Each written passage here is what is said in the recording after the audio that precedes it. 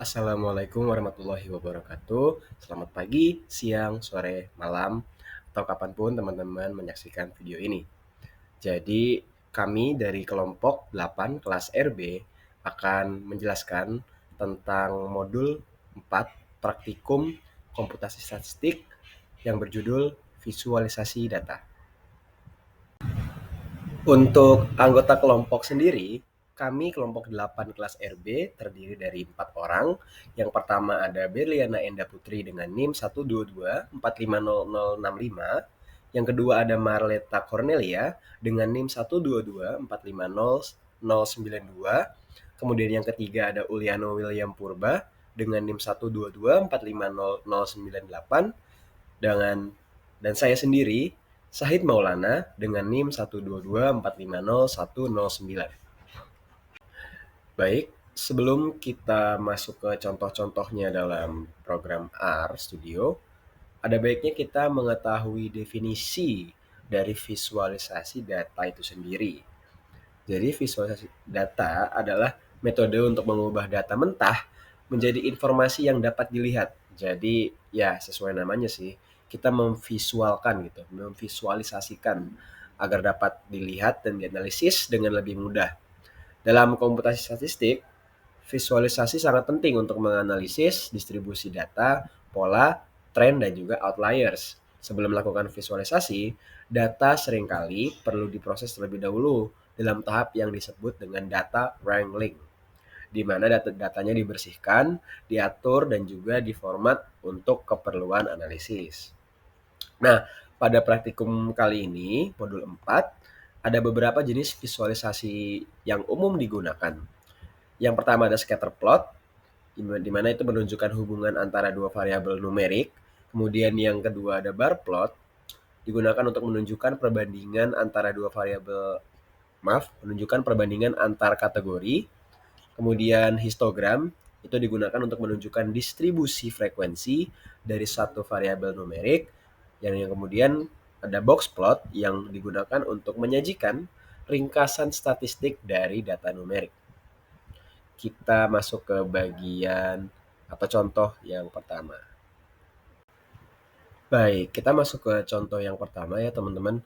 Di sini ada visualisasi data menggunakan fungsi plot, di mana kita menuliskan plot dalam kurung x, y dengan type-nya itu pi. Jadi di sini tuh pi itu mewakili plot ya teman-teman. Dan ketika kita run itu muncul sebuah visualisasi data dengan ada sumbu y di situ teman-teman, kemudian juga sumbu x. Nah, di gambar datanya itu kita bisa lihat itu ada bentuk yang umum disebut sebagai bentuk bell curve. Jadi di mana terjadi pemusatan data ya teman-teman di sumbu X dengan nilai X sama dengan 0 begitu. Di situ datanya berkumpul dengan banyak, kemudian terus naik ke atas ke atas ke atas kayak gitu. Bentuknya seperti lengkungan bel teman-teman. Kemudian bisa dibilang juga datanya persebarannya cukup simetris gitu ya teman-teman, karena bentuknya tidak terlalu acak begitu. Kemudian kita juga bisa lihat ada satu outlier atau pencilan di Y yang kurang lebih berada di angka mungkin sekitar 16 atau 17. Ada satu data di atas sana. Dan ya kurang lebih seperti itu teman-teman. Untuk contoh visualisasi data yang pertama, kita masuk ke bentuk visualisasi data yang lainnya. Baik, kita masuk ke contoh berikutnya ya teman-teman. Di situ di baris kode atau potongan baris kode yang ada di atas saya, itu di situ kita buat fungsi dulu ya teman-teman, di mana X itu kita deklarasikan dengan nilai 1 sampai 10 dengan fungsinya itu Y sama dengan X kuadrat. Jadi kita membuat fungsinya itu fungsi kuadrat teman-teman. Nah, tadi kan saya sudah contohkan ya di awal atau di slide sebelumnya bahwasannya itu menggunakan type sama dengan P begitu. Nah, sebetulnya ada beberapa contoh lain selain P yang tadi.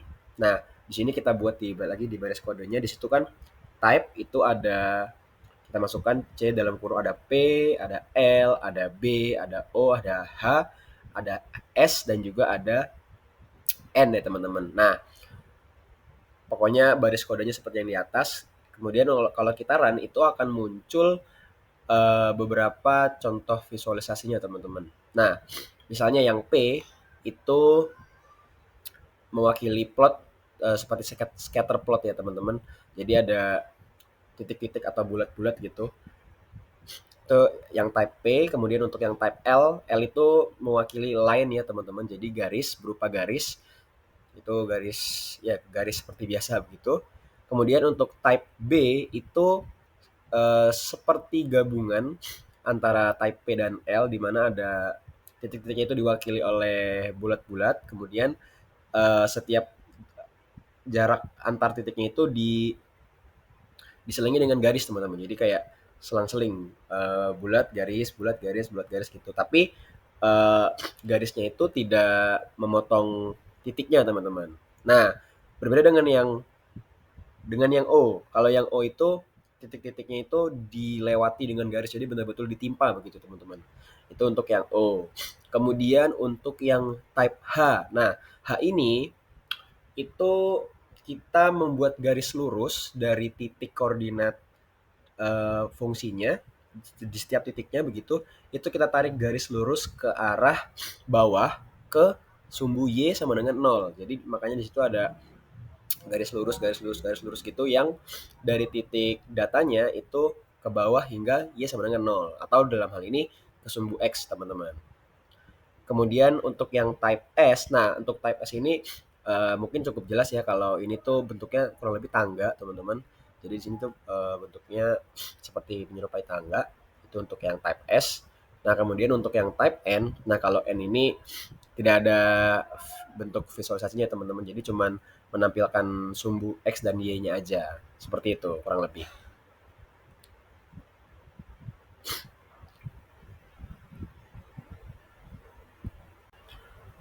Baik, kita masuk ke contoh yang selanjutnya teman-teman.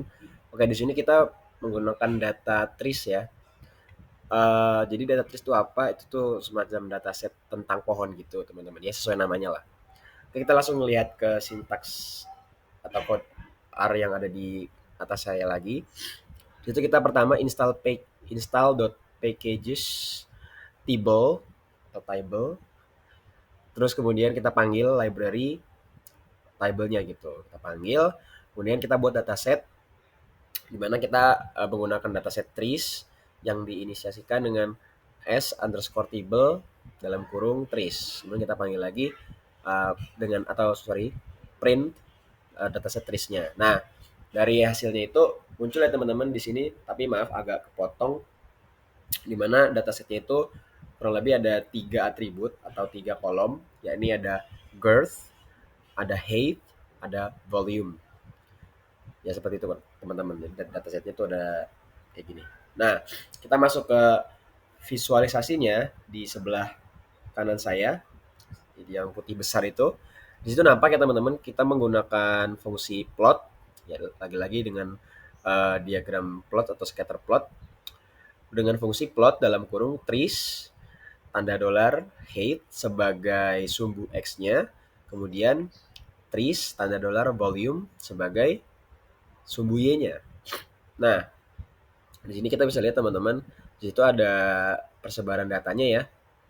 Nah, interpretasi yang bisa kita ambil dari visualisasi itu kurang lebih diantaranya, kalau kita perhatikan teman-teman, di situ ada kecenderungan bahwasanya semakin tinggi pohonnya, semakin besar, dalam hal ini semakin ke kanan ya teman-teman, semakin tinggi itu cenderung semakin tinggi juga volumenya. Jadi berarti dari sini kita bisa mengambil satu hal bahwa hubungannya itu positif teman-teman. Sebanding, jadi semakin besar angka di height-nya atau semakin tinggi pohonnya, berarti semakin uh, tinggi juga volumenya kayak gitu. Begitu juga sebaliknya, kalau misalnya semakin pendek pohonnya, itu berarti semakin kecil juga tingkat kepadatan atau volumenya kayak gitu teman-teman.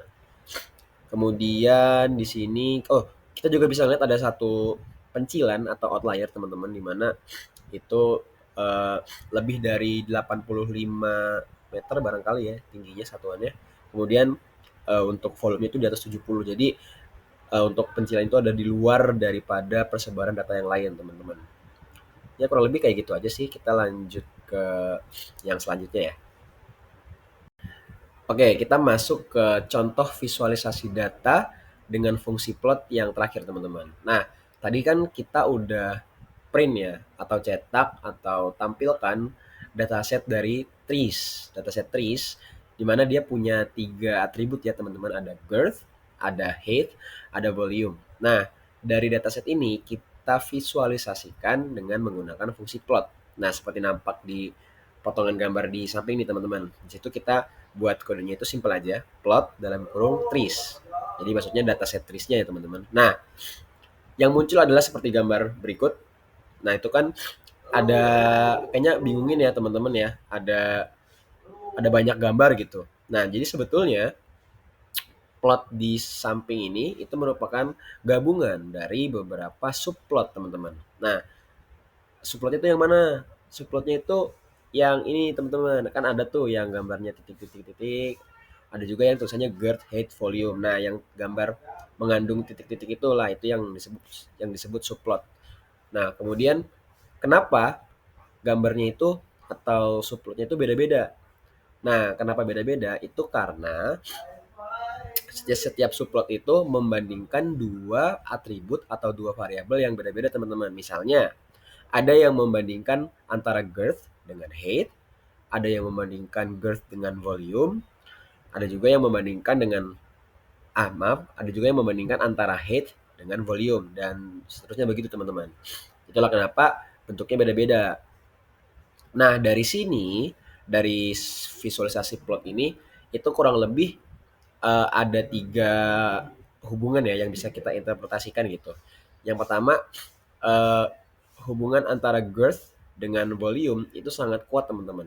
Dimana hampir bisa dipastikan kalau diameter atau girth dari si pohon itu semakin besar, berarti volumenya juga otomatis akan cenderung sangat mungkin untuk besar juga teman-teman atau tinggi juga. Kemudian antara height dengan volume itu cukup positif juga hubungannya di mana semakin tinggi pohonnya itu cenderung semakin besar juga volumenya, akan tapi hubungannya tidak sekuat antara girth dengan volume teman-teman. Nah, kemudian untuk girth dengan height itu hubungannya tidak terlalu kuat ya teman-teman karena ada pohon yang diameternya tidak terlalu besar tapi bisa sangat tinggi. Misalnya pohon kelapa. Nah, pohon kelapa itu kan secara diameter tidak tidak yang raksasa gitu, tidak besar, tidak sangat besar tapi dia bisa menjulang tinggi ke atas. Ya kurang lebih seperti itulah teman-teman. Jadi itu interpretasi dari maaf, dari plot yang ada di kanan saya ini. Mungkin itu saja contoh-contoh visualisasi data menggunakan fungsi plot. Untuk bagian berikutnya akan disambung oleh rekan saya Marleta. Silakan Marleta. Baik, di sini saya Marleta Cornelia Leander akan menjelaskan tentang box plot. Pada gambar yang pertama, di box plot sebelah kiri, di situ kita membuat sebuah box plot dari dataset bernama iris dan kita mengambil kolom bernama sepal.length. Jadi di sini kita membuat box plot dari kolom sepal.length. Nah, di sini ada hasilnya. Nah, di sini terlihat tidak ada outlier. Nilai maksimumnya berada sekitar di angka 8. Nilai minimumnya ada di sekitar angka 3, di bawah 4,5. Untuk nilai mediannya itu di antara 5,5 dan 6,5. Dan di kuartil 1 ada di bawah 5,5 dan di kuartil 3 ada di sekitar 6,5. Lalu untuk gambar yang kedua di sebelah kanan atas adalah box plot variable faktor. Di sini kita membuat box plot untuk sumbu Y-nya adalah sepal length. Namun sumbu X-nya adalah spesies, namun kita ngambil beberapa faktor yang ada di kolom spesies itu. Di sini ada 3 faktor di kolom spesies, yaitu setosa, versicolor, dan virginica. Jadi di sini kita mengambil faktor dari kolom spesies. Selanjutnya ada di gambar ketiga yang ada di bawah. Di sini kita membuat sebuah box plot, table untuk membuat box plot yang terdiri dari 60 baris dan 3 kolom. Nah, di sini ada fungsi len, yaitu untuk menunjukkan panjang pertumbuhan gigi, karena di sini kita datasetnya sudah ganti menjadi tooth growth. Lalu kita ada menggunakan fungsi sup, yaitu jenis suplemen yang diberikan, yaitu ada vitamin C dan OJ atau orange juice. Selanjutnya adalah dose atau dosis suplemen yang diberikan. Nah, jadi kode ini merupakan bagian dari percobaan yang bertujuan untuk menguji efek dua jenis suplemen dan dosis yang berbeda pada pertumbuhan gigi. Nah, di sini kita lihat ada VC atau vitamin C dengan dosis 0,5 mg menunjukkan variasi panjang gigi yang dihasilkan pada beberapa tikus. Nah, di sini kita ada kode lanjutannya, yaitu dataset tooth growth setelah variabel dose diubah menjadi tipe faktor. Nah, ini berguna untuk mempermudah analisis kategori data. Di sini ada 3 kolom, yaitu len atau panjang gigi, sup, dan dose atau dosis. Nah, di sini jadi kita menampilkan beberapa variabel dari kolom dose yang sudah diubah menjadi tipe faktor. Selanjutnya di gambar kedua yang sebelah kanan ini adalah visualisasi box plot dari kode sebelumnya, yaitu menampilkan hubungan antara panjang gigi atau len dengan sup atau kombinasi suplemen dan dosis. Nah, setiap box plot ini menunjukkan panjang gigi berdasarkan kombinasi tipe suplemen, yang tadi OJ atau VC, dan dosisnya masing-masing, yaitu 0,5 dan 1,2. Nah, dapat kita lihat di sini hasilnya dosis yang lebih tinggi atau 2,0 ini cenderung menghasilkan panjang gigi yang lebih besar, baik dari suplemen OJ maupun VC. Nah, suplemen OJ pada dosis 1 dan 2 tampak lebih efektif terlihat di box plot itu dalam memicu pertumbuhan gigi dibandingkan dengan VC pada dosis yang sama. Nah, di sini juga kita dapat lihat ada satu outlier untuk di dosis untuk suplemen VC dengan dosis 1. Selanjutnya saya akan menjelaskan tentang bar plot. Di sini kita sudah mengganti dataset lagi, kita menggunakan dataset VA-DAT. Di sini kita panggil dulu datasetnya untuk penjelasan bar plot sebelah kiri. Nah, di sini ada bar plot vertikal. Dihasilkan bar plot vertikal. Nah, dilihat dari outputnya, kita melihat ada mortalitas untuk rural male atau laki-laki di pedesaan berdasarkan kelompok usia. Nah, tren menunjukkan bahwa tingkat mortalitas meningkat seiring bertambahnya usia, dengan puncak pada kelompok usia 70-74. Selanjutnya untuk bar plot yang kedua, yaitu bar plot yang horizontal yang ada warnanya itu, ini adalah variasi dari bar plot sebelumnya, bar plot di gambar pertama, dengan bentuk yang horizontal. Nah, ini datanya sama, namun dengan warna yang berbeda untuk setiap kategori. Nah, warna yang digunakan untuk membedakan tiap bar dan label grup menggantikan label asli kategori usia. Jadi, untuk usia yang berbeda-beda ada warna yang berbeda juga. Lalu selanjutnya kita di gambar ketiga yang paling sebelah kanan, ini ada grup bar plot atau bar plot berkelompok. Nah, ini berguna untuk menampilkan perbandingan dari mortalitas antara kelompok usia 50-74, tetapi berdasarkan rural male, rural female, urban male, dan urban female. Nah, di sini dengan usia yang sama, tetapi ada kelompok yang berbeda gitu, dengan warna yang dibedakan juga. Jadi setiap kelompok usia diwakili oleh warna yang berbeda dan kita bisa melihat bahwa urban male memiliki tingkat mortalitas tertinggi di seluruh kelompok usia.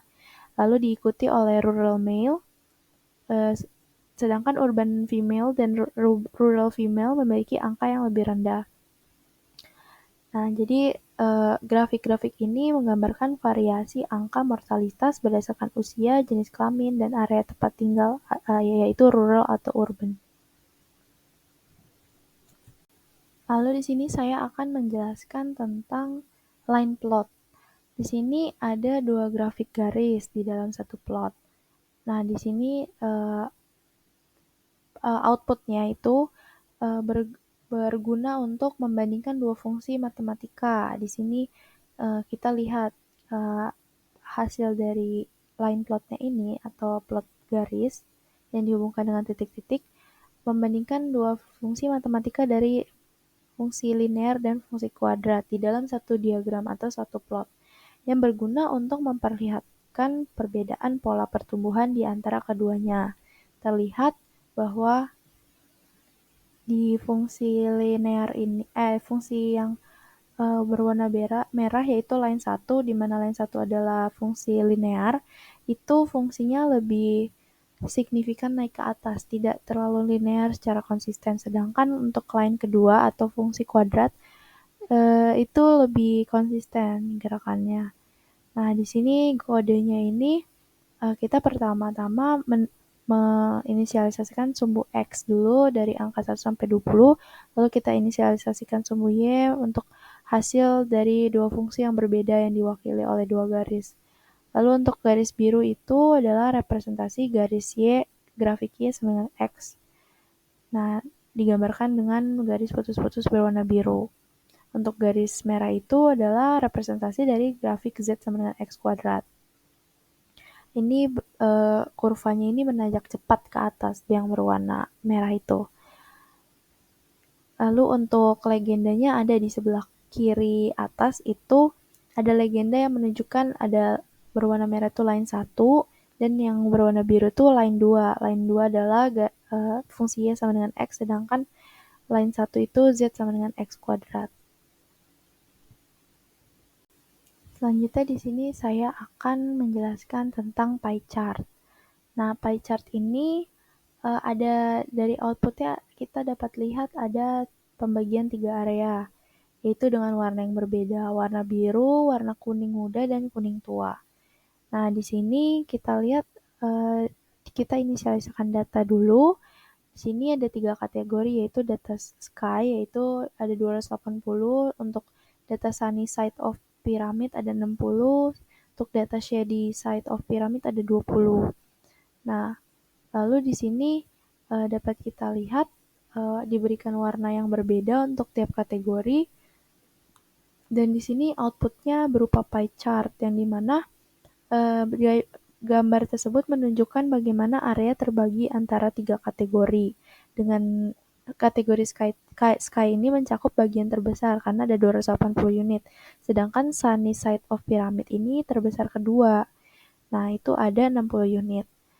Tetapi dia lebih kecil dari 280 jauh gitu, karena 280 lebih besar, makanya warna biru ini lebih mendominasi di sebuah pie chart ini. Nah, lalu yang paling kecil adalah shady side of pyramid, itu sebanyak 20 unit. Oleh karena itu, warna kuning tuanya di sini hanya sedikit jumlahnya, karena itu adalah bagian terkecil dari pie chart ini. Jadi, diagram ini bisa digunakan untuk menunjukkan distribusi sesuatu seperti proporsi virtual atau elemen-elemen yang terkait dalam sebuah sistem tertentu.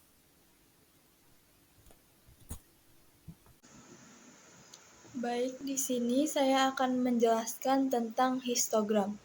Histogram adalah sebuah grafik batang yang digunakan untuk menampilkan distribusi frekuensi dari suatu data numerik. Di mana di sini menggunakan fungsi hist yang dapat digunakan untuk membuat histogram pada R. Dan di sini juga menggunakan density plot yang dibuat untuk menggunakan untuk menampilkan histogramnya. terlihat dalam code art itu terdapat bahwa ada kode untuk menghitung kernel density, di mana di situ dijelaskan bahwa dens tanda panah density, di mana di sini kita menggunakan data trace. Nah, di sini akan menampilkan sebuah histogram yang terlihat pada outputnya pada gambar di sebelah kanan yang berwarna orange. Nah, pada histogram tersebut digunakan untuk mempresentasikan tinggi pohon dalam dataset trace, di mana histogram tersebut menunjukkan adanya beberapa kelompok data yang tersebar dari rentang 60 sampai 90, yang dimana data yang paling tinggi menunjukkan pada kisaran 70 sampai 80. Yang terlihat pada gambar tersebut bahwa dari data-data dari 60 sampai 90 bahwa yang paling tinggi itu ada pada rentang 70 sampai 80.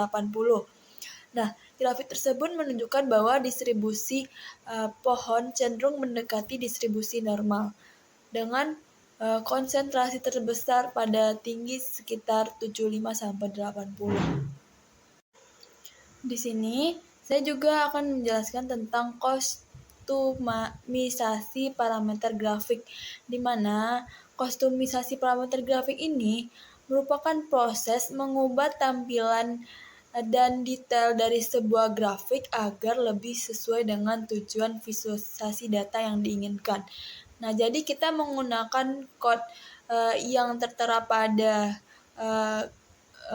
art tersebut, di mana di sini kita menggunakan pertama-tama kita akan menambahkan judul. Di sini kita akan menggunakan bar plot di mana datanya ada 2, 5, dan 8, dan kita akan menampilkan judulnya, yaitu di mana kita menggunakan namanya yaitu main title, di mana di sini adalah ada menggunakan X lab dan Y labnya, dan juga di sini kita akan mengkostum warna font dari output hasil yang diinginkan. Dimana di sini kita menggunakan warna merah untuk cool main-nya, dan menggunakan warna biru pada cool lab-nya, dan juga menggunakan pada warna hitam pada cool sub-nya. Di sini pada gambar tersebut itu menampilkan 3 batang dengan tinggi yang berbeda-beda. Setiap batang mewakili sebuah kelompok data. Grafik tersebut menunjukkan perbandingan antara 3 kategori, yaitu data berkontribusi pada kategori kedua dan ketiga, sedangkan kategori pertama memiliki nilai yang relatif kecil. Di sini saya akan menjelaskan tentang visualisasi data dengan ggplot. Di sini terdapat beberapa komponen kunci yang membentuk grafik ggplot, di mana yang pertama yaitu ada data frame untuk menyimpan sebuah data yang akan ditampilkan di plot. Yang kedua adalah aesthetic mapping yang digunakan untuk menggambarkan bagaimana data dapat diwarnai, ukurannya, bentuknya, lokasinya. Terus habis itu ada geom, di mana di sini akan dilakukan untuk objek geometris seperti titik, garis, bentuk, dan juga ada facets, di mana di sini untuk menjelaskan bagaimana persyaratan atau panel harus yang dibangun. Yang selanjutnya ada stat, digunakan untuk transformasi statistik seperti binning, quartile, smoothing, dan juga ada scales, di mana di sini untuk digunakan untuk skala apa yang digunakan yang digunakan oleh aesthetic map. Contoh pada pria sama dengan merah, wanita sama dengan biru. Nah, di sini juga terdapat koordinat sistem yang digunakan untuk menggambarkan sistem di mana lokasi geom akan digambarkan. Nah, pada penggunaan ggplot sebelumnya kita akan menginstal library package Gapminder dan juga kita menggunakan library ggplot 2. Nah, kita juga menggunakan library Gapmindernya dan juga library dplyr, library table, dan juga kita akan menampilkan tentang unique gap remindernya, yaitu melihat variabel tahunnya, yaitu dari tahun 1952 sampai 2007. Selanjutnya yaitu scatterplot dari ggplot, di mana di sini terdapat code untuk membuat scatterplotnya, yaitu dengan menggunakan ggplot, di mana kita dalam kurungnya ada gap reminder dan menggunakan AS, dan juga nanti kita akan menampilkan sumbu X ke dalam fungsi longnya, yaitu menggunakan scale X long. Nah,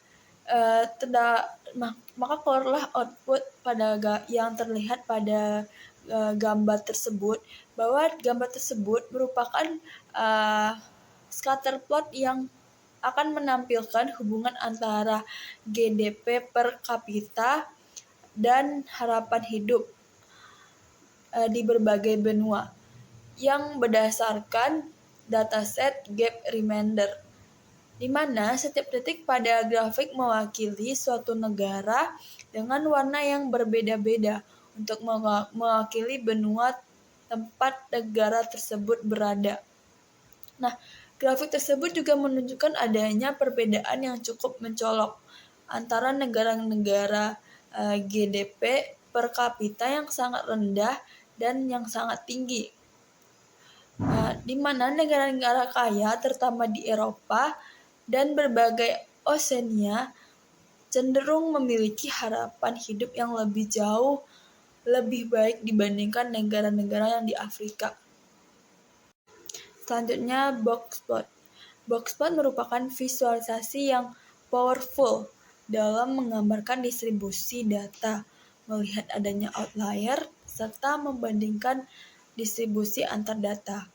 Nah, pada code tersebut menggunakan data Gapminder, di mana di sini kita akan melihat adanya sebuah grafik boxplot yang membandingkan rata-rata usia harapan hidup di berbagai benua pada tahun 1952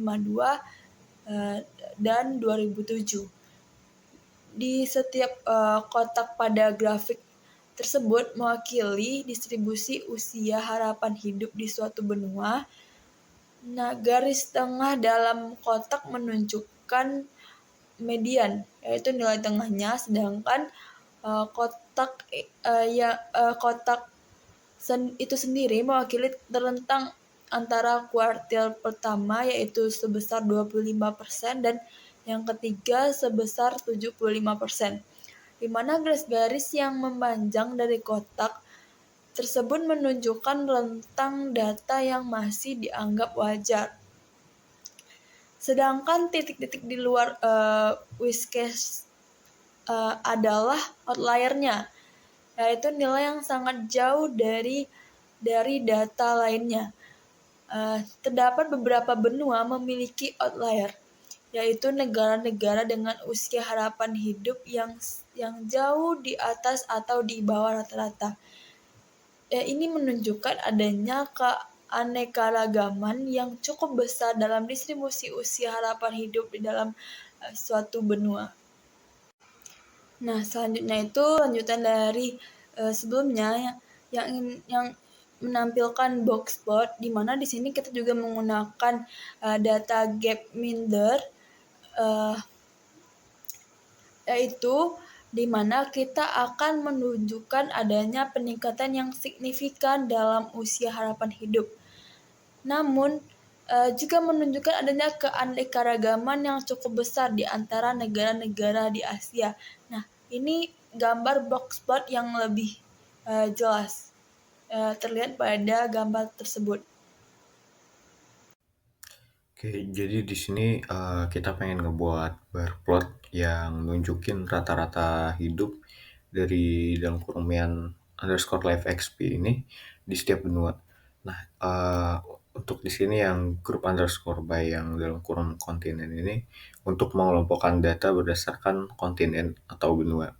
Nah, lalu summarize dalam kurung _life XP sama dengan life XP ini untuk hitung rata-rata harapan hidup untuk setiap benuanya. Nah, lalu di sini ada range desk dalam kurung life XP ini untuk ngurutin rata-rata harapan hidup dari yang tertinggi hingga terendahnya. Nah, lalu selanjutnya ada ggplot AS dalam kurung kontinen life XP ini untuk ngebuat visualisasi dengan sumbu X adalah kontinen dan sumbu Y-nya itu adalah life XP. Lalu ada bar dalam kurung stat identity ini untuk ngebuat bar plot dengan ketinggian batang sesuai life XP-nya. Lalu di sini kita pengen ngebuat line plot menggunakan ggplot. Nah, code ini ngebuat line plot yang nunjukin perkembangan rata-rata harapan hidup berdasarkan tahun setiap benuanya. Nah, di sini ada grup _by dalam kurung year, kontinen ini untuk ngelompokin data berdasarkan year dan kontinen. Lalu ada summarize dalam kurung _life XP dalam kurung life XP ini untuk ngitung rata-rata harapan hidup per tahun untuk setiap benuanya. Nah, lalu ada ggplot AS dalam kurung year, life XP dan sebagainya. Di sini untuk ngebuat visualisasi dengan sumbu X-nya itu si year dan sumbu Y-nya itu si _life XP ini. Dan garis terpisah berdasarkan kontinen ini ditandai oleh line type. Lalu untuk geom_line dalam kurung ini untuk ngebuat garis plot untuk setiap benuanya. Lalu ada geom point dalam kurung ini untuk nambahin titik pada garis untuk setiap data point. Nah, lalu kita pengen ngebuat pie chart make ggplot ini. Nah, pie chart ini nunjukin distribusi populasi global berdasarkan benua. Nah, di sini ada total sum dalam kurung Gapminder pop ini untuk ngitung total dari total populasi dari datasetnya. Nah, lalu ada grup _by dalam kurung kontinen ini untuk ngelompokin data berdasarkan kontinennya. Lalu ada summarize dalam kurung pop sama dengan sum as numeric pop persen dalam kurung pop bagi total dikali 100 ini. Ini untuk ngitung jumlah populasi setiap benua dan persentasenya terhadap total populasi. Lalu ada ggplot dalam kurung ISX persen fill sama dengan kontinen tutup kurung. Ini untuk ngebuat visualisasi dengan sumbu X kosong. Nah, karena pie chartnya ini tidak memerlukan sumbu, menggunakan persentase sebagai variabel Y dan benua sebagai warna. Nah, lalu ada geom_bar dalam kurung stat sama dengan identity ini untuk ngebuat bar chart yang kemudian diubah menjadi pie chart. Nah, lalu ada _polar yang dalam kurung Y star sama dengan 0 ini untuk mengubah bar chartnya menjadi pie chart menggunakan koordinat polar. Nah, lalu kita pengen ngebuat histogram. Nah, kode ini itu ngebuat histogram untuk ngelihat distribusi harapan hidupnya. Nah, ada ggplot yang dalam kurung AS, dalam kurung live EXP ini. Ini untuk milih live EXP sebagai variabel untuk plotnya. Lalu ada geom_histogram dalam kurung tutup kurung ini untuk ngebuat histogram dari data harapan hidup. Nah, lalu kita pengen ngebuat density plot. Nah, kode ini itu untuk ngebuat density plot untuk distribusi harapan hidup. Nah, di sini kan ada ggplot dalam kurung AS dalam kurung live exp ini. Nah, ini tuh sama seperti histogram, pilih live exp seperti variabelnya. Lalu ada geom_density dalam kurung tutup kurung ini untuk ngebuat plot distribusi probabilitas yang lebih halus dibanding histogram. Mungkin sekian presentasi dari kelompok kami, kurang lebihnya terima kasih.